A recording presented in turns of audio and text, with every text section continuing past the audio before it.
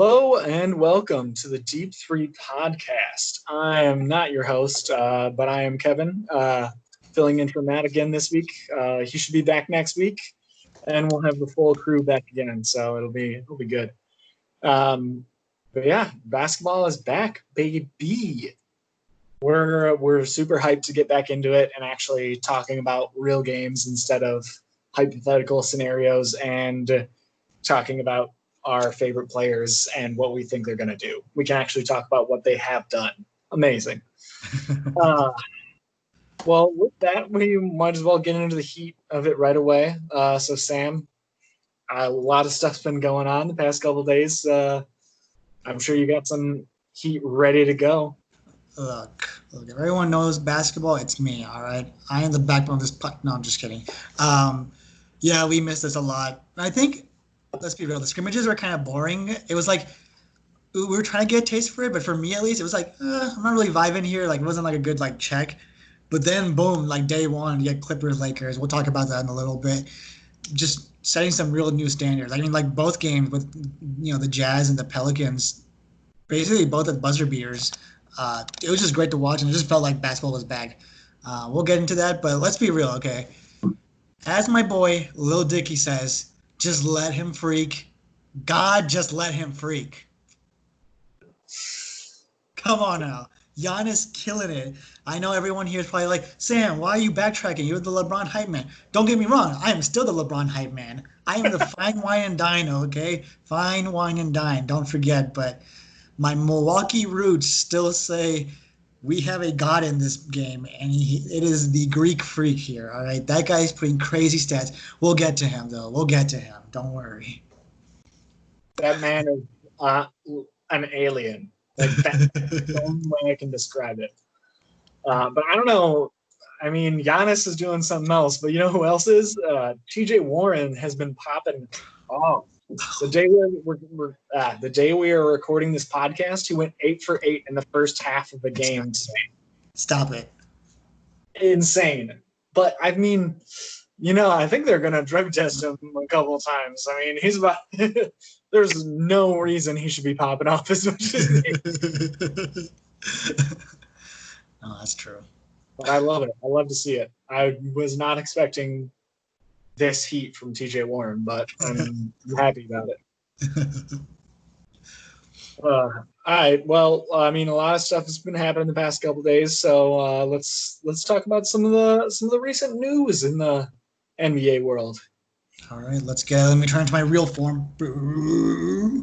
Hey guys, I'm fucking Tom Thibodeau here. All right, the new head coach of the New York Knicks. That's all I'm going to do before I lose my voice. But as you heard, your boy, Chicago legend, the man responsible for killing Derrick Rose in the future of the Chicago Bulls, Tom Thibodeau, head coach of the New York Knicks. 5-year contract. Pretty sure it's going to be all guaranteed if he gets fired after 1 or 2 years anyways. As a Chicago fan, maybe paper bag fan, as a Browns fan, maybe. Are you vibing with this? I know. I'll tell you my opinion, but what are you feeling on your end? I've gone back and forth a bunch, and I think originally I was very anti-Thibodeau, and I'm still salty at Thibodeau for what he did in Chicago. But at the same time, I really got to kind of take a step back and be like, and look at what he did before D Rose's fall, and he really brought a team together that had no business working together at all. None of those guys on that team, like Carlos Boozer, Taj Gibson, Derrick Rose, Joakim Noah, should not have worked together as much as they did, and he made it work and made them a very strong team together. So I think if he can get the right tools at New York, I think he can really do something with them. But I think that's going to be the big thing, is if the New York team doesn't change much and is just kind of whatever they are now, then he's not going to be able to do anything with a shit team. For sure. As you can tell by my impression, I'm the president of the Tom Thibodeau fan club, as you could tell, with my impressive Boston accent of what I has. I was just watching from one of his games, I think when he was coaching in with the Timberwolves, and he was like cursing out like Jay Crowder like on the court. He's like, "You fucking bitch! Like, what the fuck you doing? Like, get on your sideline." And I was like, "Okay, I see you, I see you." And I think we could both agree we do love that attitude. We love that heat. I mean, we saw with the Clippers, like we see with the Pat Bevs. We love that aggression for no reason, honestly, just to hype up something. And to see from your coach, like the guy that grew up on like the streets, probably with honestly some sort of mafia gang at that point. I respect that. Okay, I may just be saying I'm respecting it because I'm scared for my life and I cross him, but I love it. I love the Tom Thibodeau pick. And from a more serious side, kind of going along your point, Tom Thibodeau did something very incredible with a very like not that well built team in terms of we think Joakim Noah's very ugly. Okay, that's number one thing, very ugly. But at that time, very good defensive player from a rebounding and just from a block standpoint. He just played phenomenally. But they were able to make pieces work together, like the Luol Deng, who was kind of like mid-tier in his career. He built Jimmy Butler. I'm going to say that. I'm sorry, Jimmy. Like, if you don't agree with that, that's your problem. But Jimmy Butler, like, the reason you have a job is because of Tom Thibodeau. Because he said, hey, carry this team because D-Rose is dead, all right? You got this. And he's like, all right, I'm going to Jimmy this up. And, shimmy, drop that. And they had, at least another 3-4 years just with Jimmy leading the team. And that was actually fun to watch, though, just because it was Jimmy, even like a Pau Gasol and stuff like that. And he made D-Rose the youngest MVP in history, okay? Not a lot of players can say, or coaches say, like, hey, I trust my young bloods to carry this team. Don't get me wrong, like, the effort goes to D-Rose. I'm not saying Tom Thibodeau is responsible for it, but it is hand in hand. I'm not going to Jerry Krause doesn't be like, it's a team thing. Yes, the players do it, don't get me wrong, but I don't think that team would be a 1 seed or even a top 4 team if it wasn't for Tom Thibodeau because he was able to do the grit grind while also build the youthfulness for this team. And let's be real. When was the last time the Timberwolves made the playoffs? I don't know. What, like 4 years ago when some coach was there named Tom Thibodeau? That guy was the coach, all right? This guy will get you dubs.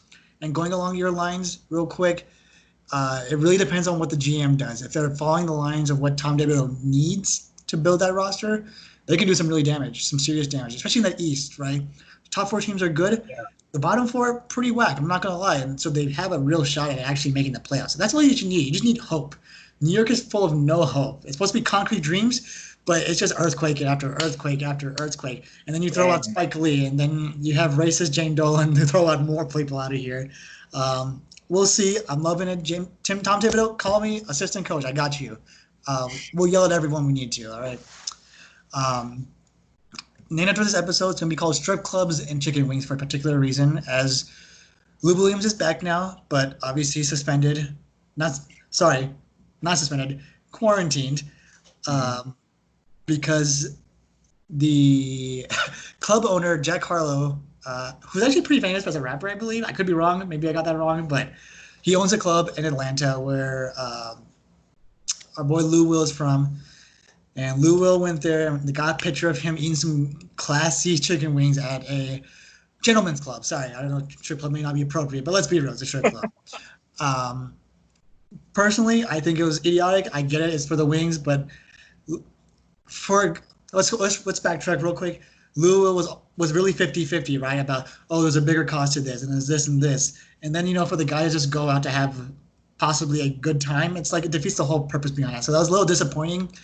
Maybe there's more to the story, but from what we got, it just seemed like, Lou Will, come on, man. You're going to really cost us this?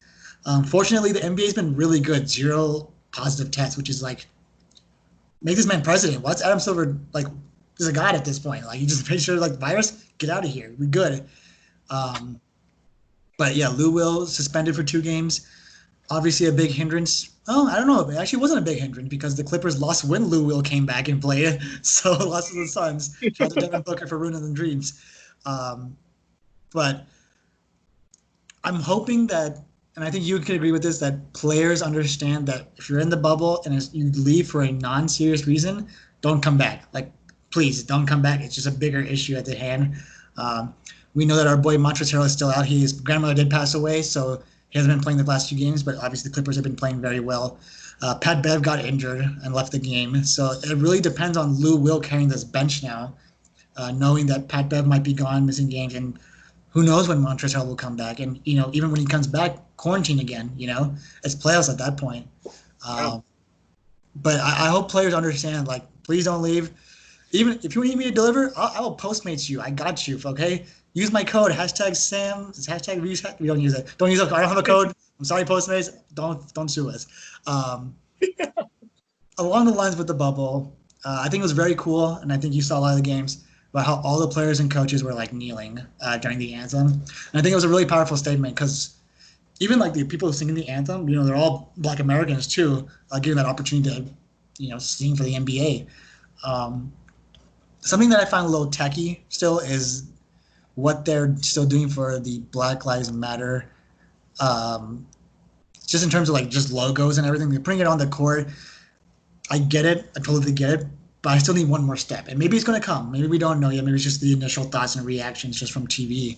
But it'll be interesting to see what they do next. Because I know they're allowing players to speak about, BLM, COVID, whatever it is, whatever they want to talk about, they let them speak first. So it'll be really interesting to see what they do from the next one. I don't know if you saw that Nike ad they had. It gave me goosebumps when they did the split one. No, I love that one. Oh my god. It was just really well done. But I don't know if you saw. I think it was yesterday with Jimmy Butler. Do you know what Jimmy Butler did yesterday? Yesterday, and I don't think so. At least. So he delayed the game because he walked out the jersey. He walked out with no name. Yeah, and they were like, "No, you can't do that." Yeah. It was interesting because his agent came out on Twitter and said, like, it's awesome that his organization gave him the chance to even have a jersey. But if you actually looked at Eric Spoelstra, he was like really like, bro, like, what are we doing here? So how are you feeling this about the NBA sternness on just something like not having a name on the jersey? And I think Butler always had a reason. I think we talked about like how there's something bigger than just his own name. But how are you feeling about the sternness behind the NBA? I think it's strange. Like it's, I don't know. It doesn't make sense to me. Like they're giving them slack. They're like, hey, you can put whatever of these pre-approved names on your jersey, but you can't have nothing on your jersey. Like I get that you don't want to have like fuck 12 on your jersey. That's fair. I think for the NBA I'll rock that. to draw the line. But like not having anything on your jersey, I don't see why that's a problem at all. Especially when you're giving players slack to put stuff on their jersey anyway. I don't understand. I think it's sure. Yeah, and I think Jay Crowder came out during like the post conference because everyone's asking like, "Oh, why did Jimmy leave?" And we all kind of knew, but Jay Crowder jokingly was like, "Yeah, he's quarantining in the locker room right now," and everyone's like, "Yeah, okay, sure." Speaking about the bubble, I think it was really interesting to see. I don't know if we talked about it, but what they're doing for the home games, the quote unquote home games, and how they're like bringing fans to the arena with the video cam. I was just showing my cousin my VR set. And I was telling him about how, like, what if the NBA starts actually implementing the VR concept about, like, filling it up with courtside seats? Have people pay, like, pay some sort of fee so that you get the courtside view. You just have to put a camera there, right? Just so you can – it's similar to, like, doing a 3D tour for, like, an apartment, right? You just have the camera and you can kind of walk around like that. But how do you feel about the NBA's ability to add noise to the court where it's not just squeaking shoes and our players cursing at each other and refs? I think they could take it up a little further than what they have because I mean every time I've watched the game so far I've definitely like focused on those squeaking shoes so much. But that being said, I think it's awesome. I was watching the first Bucks game where they were at home and it was like they had the big like fear the deer thing up on the sides too when they were on defense, which I thought was awesome. I think it's really cool how much they're trying to make it normal almost, even though everyone knows it's not normal, obviously. I think they're making a lot of those steps, though, and they're doing a lot of things right. Adam Silver, hats off to him again, time and time again. He's proven that the things they try seem to actually be effective in most cases. And I think that's a prime example of having the fans right there. And things like that. I would love to see courtside seat virtual reality like tour things because I would love to do that if I could. That'd be so cool. And I'd definitely pay for it. So Look, on this man's ass, okay? Adam Silver, phenomenal. Okay, let's just do a quick sidetrack. How the MLB is going to fall apart this season in 60 games. They're going to fall apart because there's no actual quarantine plan for these players because they still have to travel, right? There's no bubble for these players. That's the only way you have to do it. I guess it's difficult, but I think it's doable if you have another place. Like, why don't you go to Disneyland now? There has to be some sort of facility. If you have Disney World, Disneyland probably has to be almost as big. yeah. And there should be an area where there's just entertainments for sports and stuff like that. And even for baseball, like, you probably realistically need like 3 fields, or like call in so many teams to do this side and then so many teams in the East and so many teams in the West, or however you want to do it. But I think this will be an interesting example to see how even football does it, because that one's going to require a lot of travel, and every team's like, what, 56 players or something like that? Yeah. And then plus personnel, so it's like almost like 70 people. Like, I'm not being like flag football or like running like sevens instead of like having a team at this point. Because honestly. There's just no way. I mean, I guess they're wearing gloves, man, so they can't be spreading it. But Rudy Goopy's up to something, and he might be teaching them something new about touching the microphones. But I don't know. I really applauded Adam Silver and what the NBA has done, just in terms of they actually made this work. We had so much doubt, and I know we talked weeks after weeks. We're like, I don't know what's going to happen because everyone's testing positive. But based off what they're saying, they figured it out. Don't leave the bubble. Oh wait, don't leave the bubble. Wear a mask. Oh, wow. Get tested every day. Oh, okay. Wow. Smart. Good job. I don't know what the commissioner for the MLB is. I think his name is Manfred. Fuck you. You don't know what you're doing. All right. We don't want you on this podcast. All right. You'll never come anyways, but we're not welcome. NBA writer die, Adam Silver, genius of a man, because he actually got this work. And he's at least turning the gears in terms of 2020 and having hope at this point. Yeah. Honestly. On some downside when it comes to hope, Jonathan Isaac, he was known, I mean, he wasn't just known for this, but he, during the anthem, was actually the only one to stand. And he made a statement saying, obviously, that he doesn't think for himself that these both should come together because they're not correlated. Different story. But the man tore his ACL. He just came back from injury, which is really depressing. It was also a knee injury. And almost KD'd this, honestly. So it's really disappointing to see what he can do. It's going to hurt his contract a lot because he is up for big money this year. And along with that, Triple J, our boy Jaren Jackson Jr., out for Memphis, which is going to be a big hit. Out for the season with a torn meniscus. Just a quick question. What do you think about the odds for Memphis now? Do you think it still rides on, John Moran and Brendan Clark to carry it, or do you think Triple J was kind of like that factor for getting into the playoffs?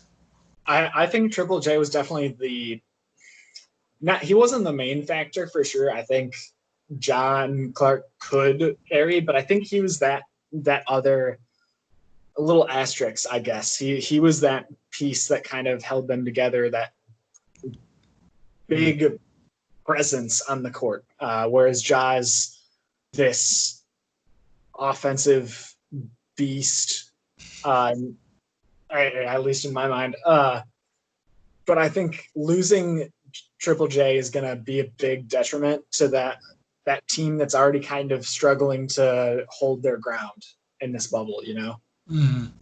No, for sure. And it's a real disappointment because I feel like it's like one of those teams that really deserve to be there just because they're actually just like, once again, I'll say it again, grit and grind. Like, these guys literally were just like, I'm pretty sure everyone said that, like, as soon as Ja was drafted, they're probably just going to be they're probably going to get the second pick again, and it's not going to really matter. But, like, they're like the 8th seed. Like, they got past my Spurs. They got past Portland, who's actually been like a really well-developed team, and Portland still can't figure it out. Pelicans, also very disappointing. Just really confusing, honestly, on their end. Interesting to see what Ja can do and see what's on his belt, honestly, to see what kind of damage he can do to make this playoff run. Along with some bad news, we do have some good news. TJ fucking Warren, okay? I know you alluded to this. He's on pace to average 40 points, okay? And you know how much I love TJ Warren. All right? I love this man. No homo, love this man a lot.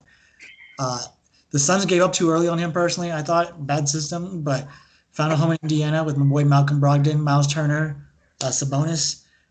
killing it. Man's on pace, average 40 points. Like, can we give this man an MVP at this moment, please? I mean, honestly, I'm so stunned at how well he's actually been doing. I'm blown away every time I watch him now, and I'm glad. I'm glad he's finally in a system that he is really, really excelling at. Clearly, because I know you've been hyped about him for a while, but I think it's taken him a while to actually get to be somewhere where he is really good and valued. No, exactly. Now that I think about, look at this Indiana Pacers team: Malcolm Brogdon at point guard, shooting guard Victor Oladipo, small forward TJ Warren, power forward Domantas Sabonis, and center Miles Turner. That's pretty scary. Like, if you actually understand like the number behind it, like it's like a really like, if I was the Spurs, I'd want that team, honestly, because I know you could do some damage with that team. But yeah, that TJ Warren's really shocking. Once again, misutilized by the Phoenix Suns, who I'll never respect. I think our boy Matty Ice will definitely give some love in the next podcast. Yeah. And I guess with that, let's get to our next segment, Game Time Rewind. Oh, it's time.